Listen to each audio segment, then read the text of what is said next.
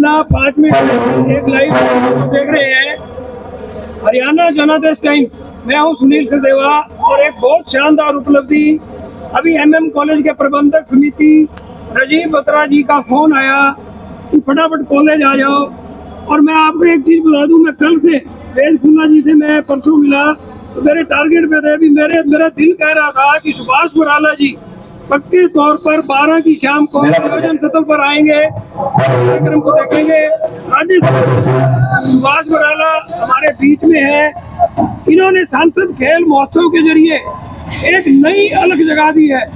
युवाओं को खेलों से जोड़कर महिलाओं की मटका दौड़ भी आप देखते हैं, बुजुर्गों की भी दौड़े आप देखते हैं। एक नया तरह का भारतीय जनता पार्टी के शासनकाल में एक नया उत्सव पिछले कई दिनों से मनाया जा रहा है। सुभाष बराला जी से हम इस बारे में कुछ पूछने भी जा रहे हैं, कुछ ही हमें बताएंगे भी सही। बराला जी, हरियाणा जनादेश टाइम्स पर आपका स्वागत है। इस आयोजन आपका आयोजन है, उसके बारे में थोड़ा सा बताइए। ये प्रधानमंत्री आगे बैठे हैं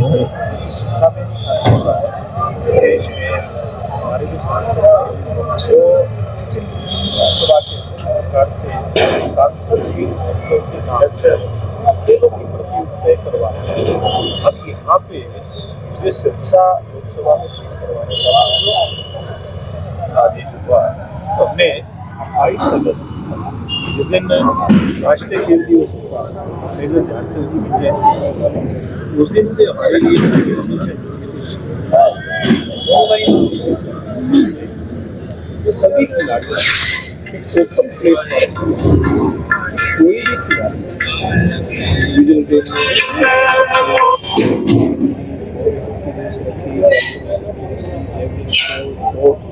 ये हमने उसमें रखी। टीम गेम में उसमें वॉलीबॉल है, उसमें फुटबॉल है, खो-खो है, क्रिकेट, कबड्डी है।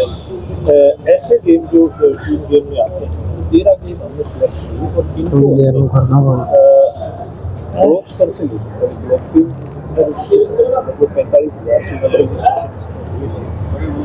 वो टीमें ब्लॉक लेवल पे ब्लॉक लेवल पे जीत के आई। वो टीमें और वो व्यक्तिगत विधानसभा के बाद लोकसभा का जो फाइनल ये फाइनल की शुरुआत मुख्यमंत्री जी के इसमें जा रही है।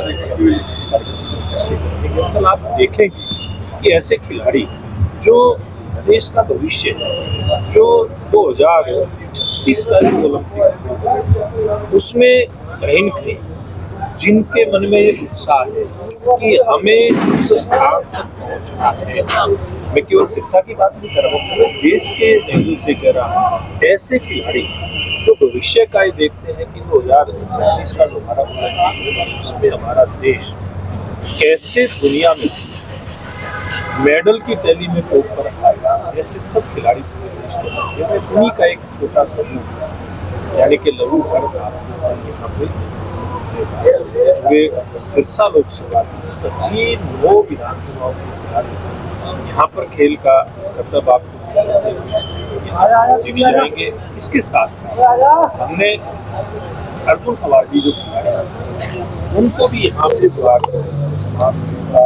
कार्यक्रम किया है ताकि हमारा जो भविष्य का जो हमारा खिलाड़ी है उसके में ऐसे वरिष्ठ खिलाड़ियों को उत्साह पैदा हो, लगन पैदा हो कि हमें भी इस प्रकार का हमें भी उस स्थान को जाकर के उसको कैच करना।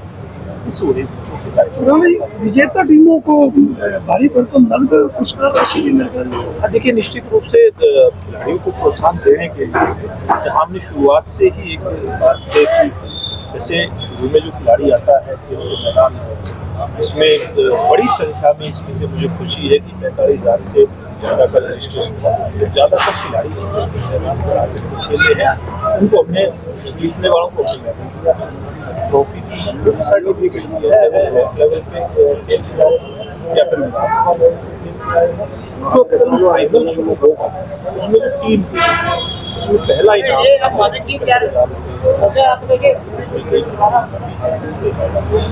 और दूसरा उसमें 40,000। इसी प्रकार से जो व्यक्तिगत उसमें हमने 11,000 इसके अलावा उनको मेडल मिलेंगे,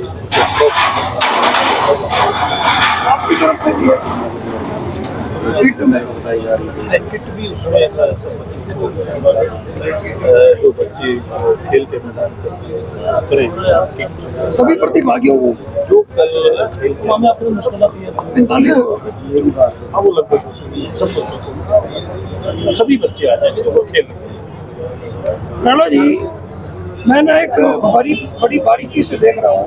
आमतौर पर ना सरकारी आयोजन, हम पीछे चले जाए 10 साल पीछे, एक ना औपचारिकता का निर्वाह होते थे, लोग भी ना बुला के लाने पड़ते थे। लेकिन मैं सांसद खेल महोत्सव में देख रहा हूँ, क्या आपका डमकोरा स्टेडियम देखा है, सारे आयोजन देखे हैं, तो ये एक नए उत्साह का जो लोगों में सर्जन हो रहा है, इससे क्या मैसेज जा रहा है?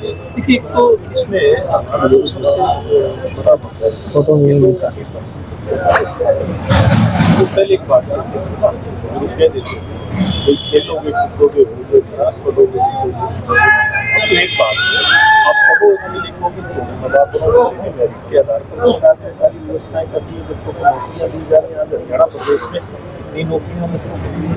और दूसरा, खेलोगे तो भी नवाब बनेगा, क्योंकि नौकरियां दी जा रही हैं, अन्य व्यवस्थाएं सरकार दे रही है, प्रोत्साहन दे रही है किसी भी प्रकार का, उसमें इनका खेल में जो बच्चा भाग लेता है उसका ग्रेडेशन करवा देंगे। सूचीबद्ध जो बच्चे होते हैं उनको नौकरियों के अंदर प्राथमिकता भी दी जाए, इसलिए वो भी नवाब आजाद चाहिए।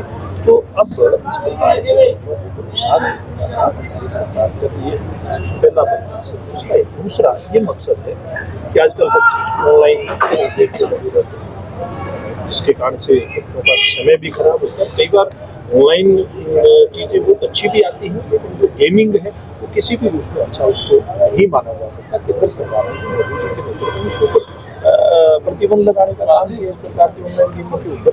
और दूसरा, वो सारे युवा दिशा भटकते हुए असामाजिक गतिविधियों में बच्चा हो जाता है, नशे के क्षेत्र में बच्चा गलती से चला जाता है।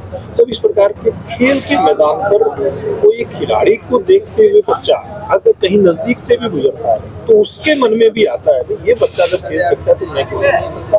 मैंने ग्राउंड पर जाकर देखा, सभी 9 विधानसभा क्षेत्रों में मेरा जाने का प्रयास था, 2 को छोड़ करके सब जगह में आया भी, लेकिन एक बात देखने को आई कि उन गांव में केवल वो बच्चे ही नहीं जो खेल में लगे हुए हैं, बल्कि उनके अभिभावक, ग्राम पंचायत भी, चुने हुए प्रतिनिधि भी, राजनीतिक क्षेत्र में काम करने वाले, सामाजिक क्षेत्र में काम करने वाले लोग तो जुड़ रहे हैं।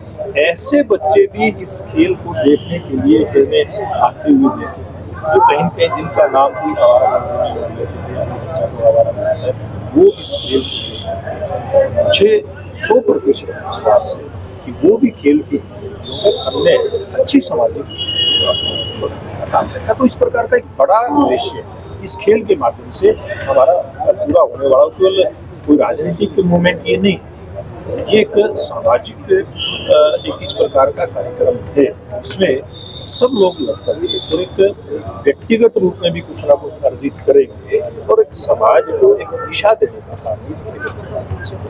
राणा जी, निश्चित तौर पर जैसे हजारों बच्चे कल के आयोजन में भाग लेने वाले हैं, आपने ना उनके अभिभावकों को, उनके बच्चों को सबसे बड़ा तोहफा तो ये दे दिया है कि वो जो घंटे वो खेले हैं उसमें मोबाइल का यूज नहीं किया, स्ट्रेस से भी वो रिलीज हुए। एक चीज मेरे को बताइए, एक मैं ना जानना चाहता हूँ, मेरी भी बड़ी जिज्ञासा है, 40 साल हो गए पत्रकारिता करते हुए, ये ना भाजपा किसी पहलू को भी नहीं छोड़ रही। ताड़न खाब के चबूतरे पे धन्ना भगत की जयंती हो रही है, सैन समाज की जयंती हो रही है, हर आयोजन, इसका मास्टरमाइंड कौन है?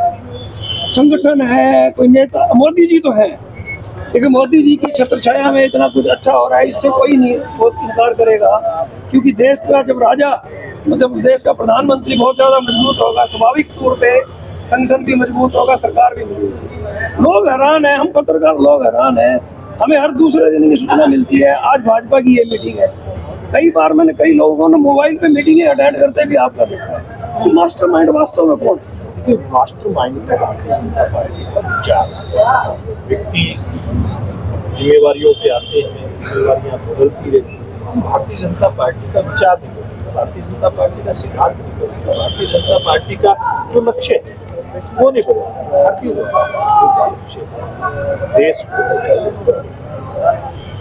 और इसलिए हम जैसे कार्यकर्ता एक बात मन में लेकर पथ का अंतिम लक्ष्य इस सिंहासन चढ़ते जाए, पथ का अंतिम लक्ष्य नहीं सिंहासन चढ़ते जाए, सब समाज को साथ आगे बढ़ते जाए। यानी कि हमें हमारा कोई किसी सिंहासन पर चढ़ने का हमारा लक्ष्य नहीं है, हमारा तो सब समाज को साथ है, कैसे आगे बढ़ना है, कैसे समाज को दिशा देने का काम करना है, कैसे प्रदेश और देश को ऊंचाइयों पर लेकर के जाना है, इस प्रकार के उद्देश्य से हम काम करेंगे। साथियों देखिए कितने विस्तार से राज्यसभा सांसद भाजपा के पूर्व प्रदेश अध्यक्ष सुभाष बराला जी ने एमएम कॉलेज, मैं आपको बता दूं मनोहर मेमोरियल कॉलेज फतेहाबाद का यह वो स्टेज है जिस पर कल हरियाणा के मुख्यमंत्री न केवल खेल को देखेंगे बल्कि अपना एक युवाओं को संदेश देंगे, हरियाणा के लोगों को एक संदेश देंगे। सुभाष बराला जी, हरियाणा जनादेश टाइम्स को आपने बड़ा कीमती समय दिया, आपका बहुत बहुत धन्यवाद। धन्यवाद सचदेव।